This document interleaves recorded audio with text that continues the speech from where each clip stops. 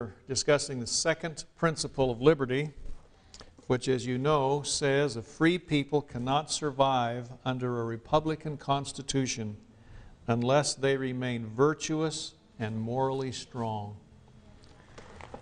And it's kind of interesting that one of the discussions that they were having before they declared independence in the colonies was this: are we good enough for freedom? Whoever's heard that kind of a question before? Are we good enough for freedom? What does that imply? That presupposes that a people must be what? Must be good in order to be free. You ever hear that discussion nowadays? That you have to be good to be free? It also implies that maybe we could say it this way, that you have to attain a certain level of goodness, and if you drop down below that level, your freedom begins to erode very quickly. We're going to talk about that today. I want to, first of all, to refer you to the bottom of page 49. Here's a quote by Ben Franklin, where he says, "Only a virtuous people are capable of freedom. As nations become corrupt and vicious, they have more need of masters." Have you noticed that? Who asks for masters? Does a free, independent people ask for masters? No. Who asks for masters? Those people who are not virtuous, who usually want to turn things over to some other people and say, "You do it, don't worry me, don't bother with me, you run it." Anyway, only a virtuous people are capable of freedom. Ben Franklin. And so goodness in the founders' day was synonymous with virtue. And I want you to turn to page 50. And here's the way one historian, Gordon Wood, described what the founders meant when they say you have to be virtuous. And there has to be a certain amount of public virtue in order to have freedom. Listen to what he says here. He says on page 50, middle of the page, "In a republic, however, each man must somehow be persuaded to submerge his personal wants into the greater good of the whole.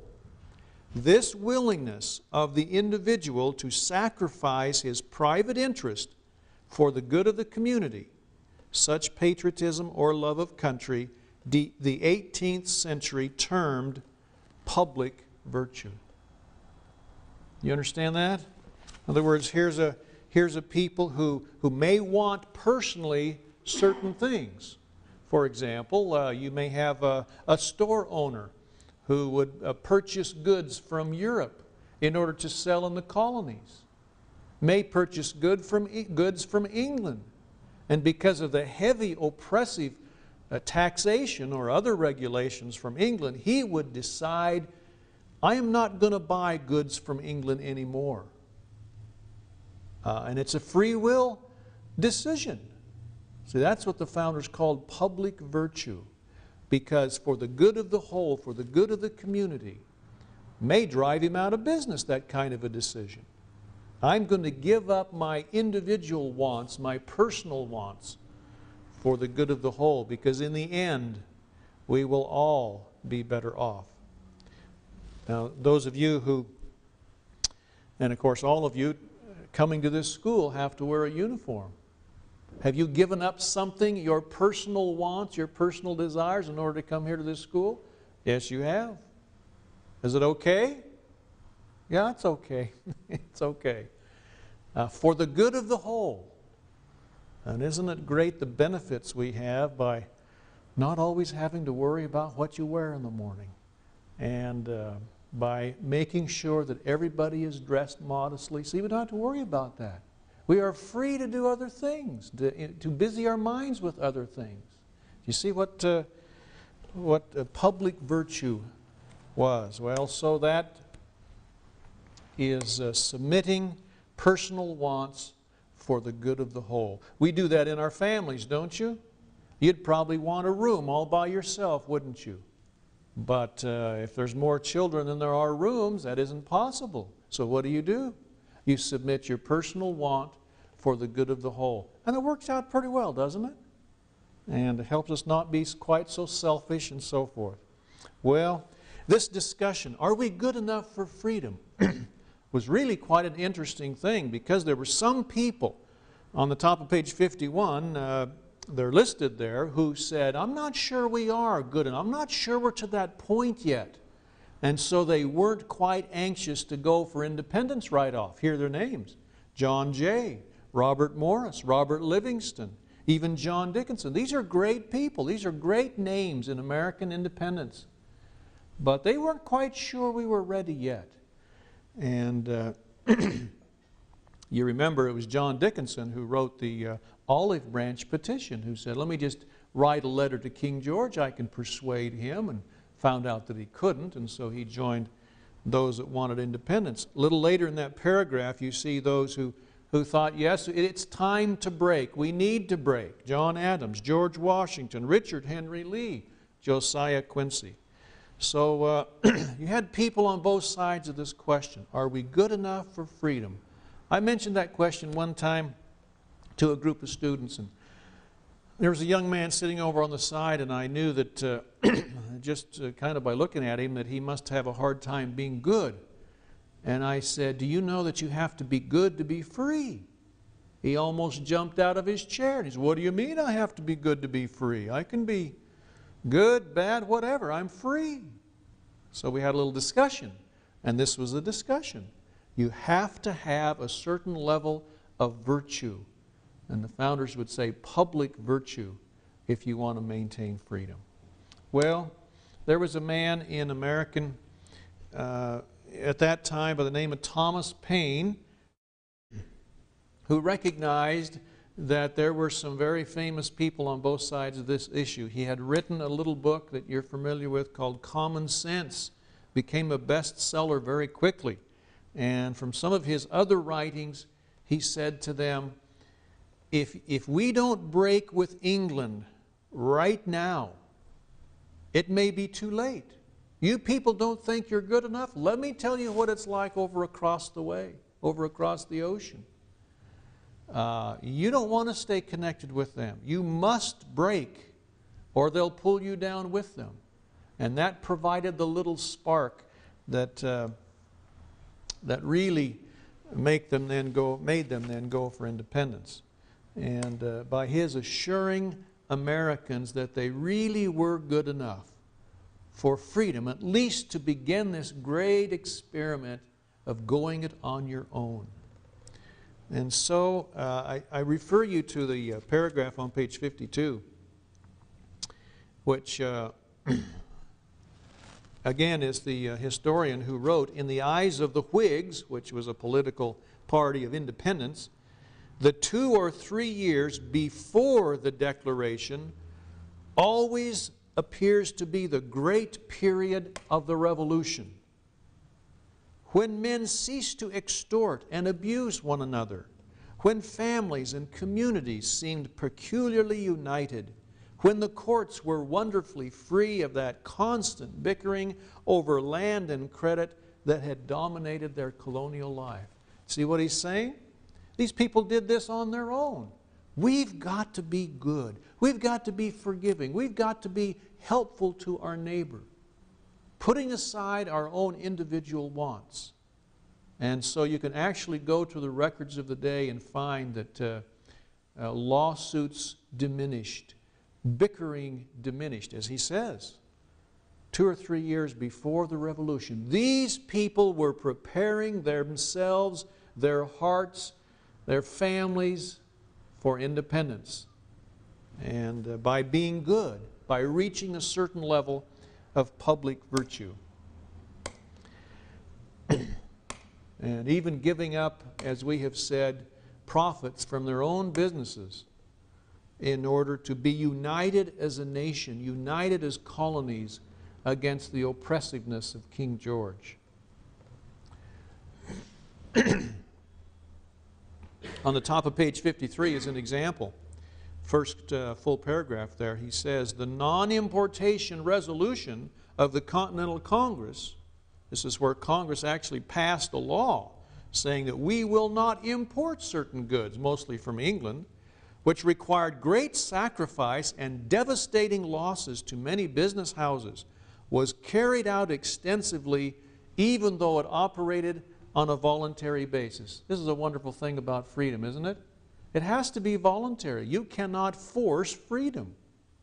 Sometimes we think we can. Can't do it if it's going to last. It was so successful that John Page wrote to Jefferson that it appeared to him a spirit of public virtue may transcend every private consideration. Isn't that beautiful? That was the feeling that was being engendered right before the Revolution. That's why the American Revolution was so different than the French Revolution, than any other revolution you can give in history. Spirit of public virtue was on a high, and they knew what they had to do.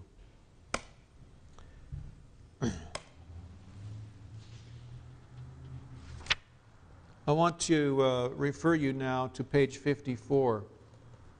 As James Madison talks about the necessity for virtue. Are you with me? Page 54, the quote there. He says, "Is there no virtue among us? If there be not, we are in a wretched situation. No theoretical checks," that's checks and balances, "no form of government, republic, democracy, whatever, can render us secure. To suppose that any form of government will secure liberty or happiness without any virtue in the people is a chimerical idea." Chimerical, what does that mean? Imaginary. It's a fantasy to think that we can have a great form of government without virtue. He says it won't work. That's a fantasy. "If there be sufficient virtue and intelligence in the community, it will be exercised in the selection of these men, the leaders, so that we do not depend upon their virtue or put confidence in our rulers, but in the people who are to choose them." Isn't that beautiful? And then, of course, Jefferson follows up with that, and he says, virtue is not hereditary. In other words, you don't buy your way into being virtue. You're not born into it. It's not hereditary. It must be earned and developed and taught to every generation. And the founders were the first to say, if you don't teach it to every generation, you can lose it in one generation. Now, where does this, well, before we say that, let's go to the bottom of the page. This is Washington's farewell address. This is an incredible quote because it tells us really the roots of virtue. Where does this come from? Let's read it. Bottom of page 54, last two lines. He says, this is in his farewell address, "Of all the dispositions and habits which lead to political prosperity, religion and morality are indispensable supports." I want you to think of our great nation as a building, and you've got two main pillars holding up the entire structure. And what does Washington say? The political prosperity, the structure, religion and morality are indispensable supports, which means what? If you take them away, the building crumbles. Now what he's saying?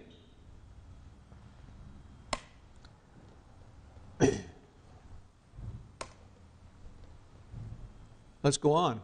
He said, "In vain would that man claim the tribute of patriotism." In other words, it would be a false claim. "Who should labor to subvert these great pillars of human happiness." What's he saying? You have somebody coming along threatening to subvert religion and morality and the place of religion and morality in society and in government, that man's not a patriot. May claim to be, but he's not. He says, "These firmest props of the duties of men and citizens, let it simply be asked, Where is the security for property, for reputation, for life, if the sense of religious obligation desert the oaths which are the instrument of investigation in courts of justice? This is beautiful. What's he saying here? You take away religious belief and morality. What does an oath mean in a court of law? Or to a public official? What does it mean? It means nothing. Because Washington felt like if you take an oath, you are really taking an oath to God. Isn't that what he said when he took his oath as president? So help me God. Person doesn't believe in God or in a future state of rewards and punishments, the founder said an oath would mean nothing. Take it today, break it tomorrow.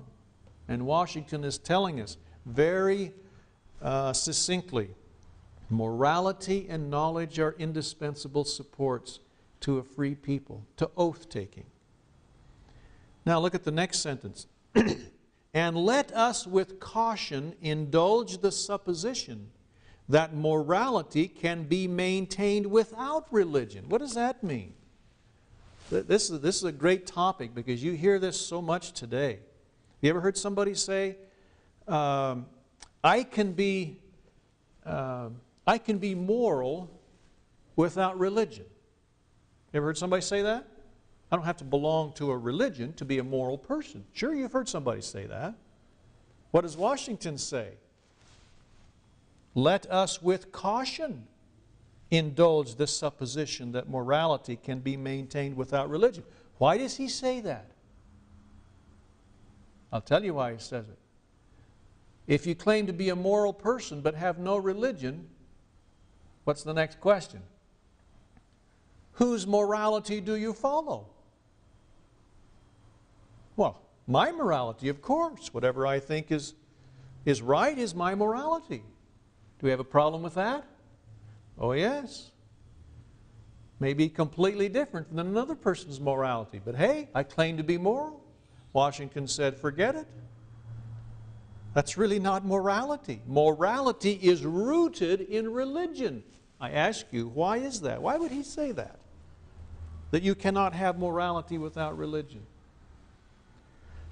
Because religion provides the basis and the standard of morality.